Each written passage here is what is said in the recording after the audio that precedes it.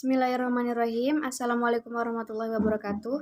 Saya perwakilan dari kelompok 2 akan sedikit menjelaskan mengenai mata kuliah ilmu aswat dengan materi penekanan bunyi pada suatu kata. Anabar adalah salah satu kajian dalam ilmu aswat yang membahas tentang penekanan bunyi pada suatu kata, sehingga pengucapannya lebih jelas dibandingkan kata yang lain dalam sebuah kalimat atau jumlah. Tekanan ini mungkin terjadi secara sporadis, mungkin juga telah berpola, mungkin bersifat distintif, dapat membedakan makna, mungkin juga tidak distintif. Dalam bahasa Inggris, tekanan ini bisa bersifat distintif, tetapi dalam bahasa Indonesia tentu tidak. Umpamanya kata blackboard. Diberikan tekanan pada unsur black, maka artinya akan menjadi papan tulis. Namun jika ditekankan pada unsur board, maka berarti papan hitam. Dalam tekanan juga memiliki 4 variasi. Yang pertama, tekanan keras, tekanan sedang, dan tekanan lemah. Dan yang terakhir, tidak tertekan, atau yang ditandai dengan tidak adanya tanda akritik. Contoh tekanan dalam tataran sebuah kalimat, misalnya dalam kalimat bahasa Indonesia sebagai berikut. Yang pertama, saya membeli buku. Tekanan pada saya maksudnya yang membeli buku adalah saya, bukan dia atau orang lain. Kemudian, saya membeli buku. Tekanan pada membeli maksudnya saya benar-benar membeli buku dan tidak mencuri. Yang terakhir, saya membeli buku. Tekan pada buku maksudnya yang saya beli adalah buku, bukan barang yang lain. Tekanan dalam tuturan bahasa-bahasa tertentu berfungsi membedakan maksud dalam tataran kata dan membedakan maksud dalam tataran kalimat. Dalam tekanan dalam tataran kata bersifat silabis, yaitu tekanan yang diarahkan pada silaba tertentu.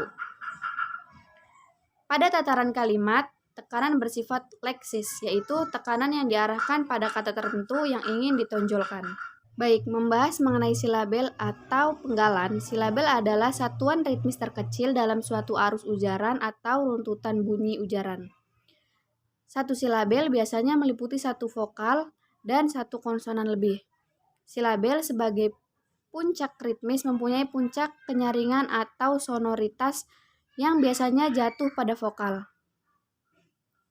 Kenyaringan atau sonoritas yang menjadi puncak silabel terjadi karena adanya ruang resonansi berupa rongga mulut, rongga hidung, dan rongga-rongga lain di dalam kepala dan dada. Kemudian untuk memahami tentang suku kata ini, para linguis atau fonetisi berdasarkan pada 2 teori, yaitu teori sonoritas dan teori prominans. Teori sonoritas menjelaskan bahwa suatu rangkaian bunyi bahasa yang diucapkan oleh penutur suatu selalu terdapat puncak-puncak kenyaringan atau sonoritas di antara bunyi-bunyi yang diucapkan. Misalnya, ucapan kata pada kata bahasa mendaki terdiri atas 3 puncak kenyaringan yang ditandai dengan 3 denyutan dada ketika kata itu diucapkan. Puncak kenyaringan itu adalah pada huruf E dalam men dan A pada da, kemudian I pada ki, mendaki. Kemudian pertama yang berbunyi pada sonor E yang didahului kontoid M dan diikuti kontoid N. Suku kata kedua berupa bunyi sonor A yang didahului kontoid D, dan suku kata ketiga bunyi sonor I yang didahului kontoid K. Teori prominans menitik beratkan pada gabungan sonoritas dan ciri-ciri suprasegmental, terutama jeda.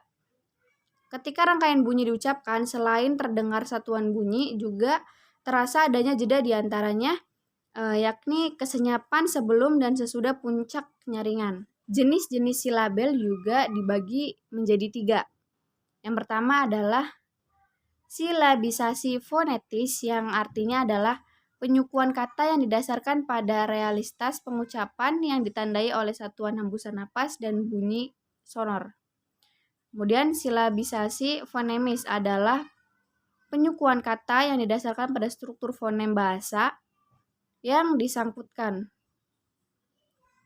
Kemudian silabis morfologi adalah penyukuan kata yang memperlihatkan proses morfologis ketika kata itu dibentuk.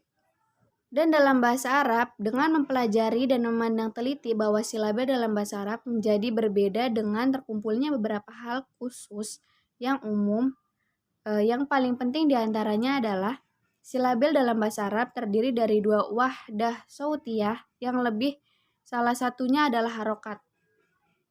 Maka tidak ada silabel yang terdiri dari satu saut atau silabel yang sepi dari harokat.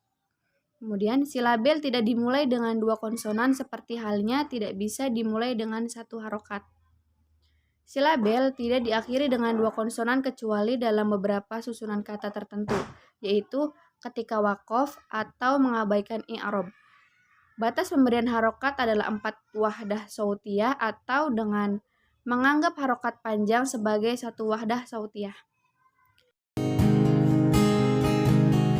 Resonansi berupa rongga mulut, rongga hidung, dan rongga-rongga lain di dalam kepala dan dada. Kemudian untuk memahami tentang suku kata ini, para linguis atau fonetisi berdasarkan pada dua teori, yaitu teori sonoritas dan teori prominans.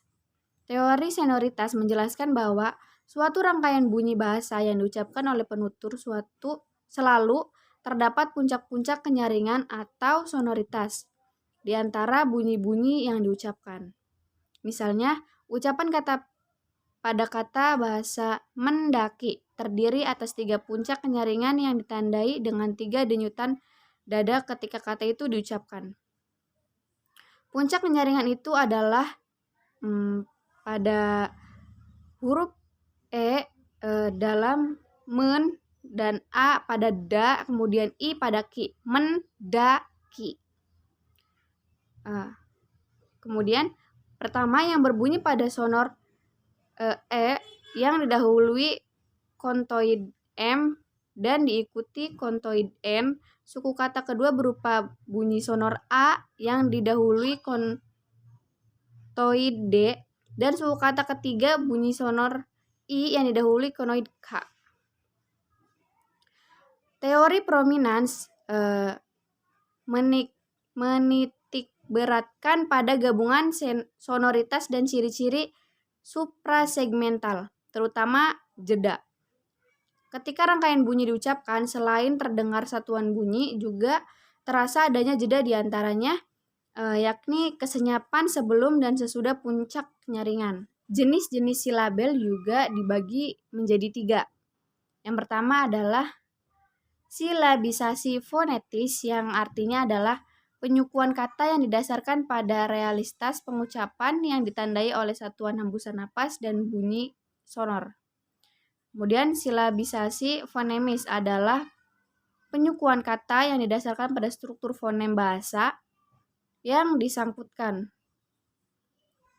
Kemudian silabis morfologi adalah penyukuan kata yang memperlihatkan proses morfologis ketika kata itu dibentuk. Dan dalam bahasa Arab, dengan mempelajari dan memandang teliti bahwa silabel dalam bahasa Arab menjadi berbeda dengan terkumpulnya beberapa hal khusus yang umum, yang paling penting diantaranya adalah silabel dalam bahasa Arab terdiri dari dua wahdah sautiyah yang lebih salah satunya adalah harokat. Maka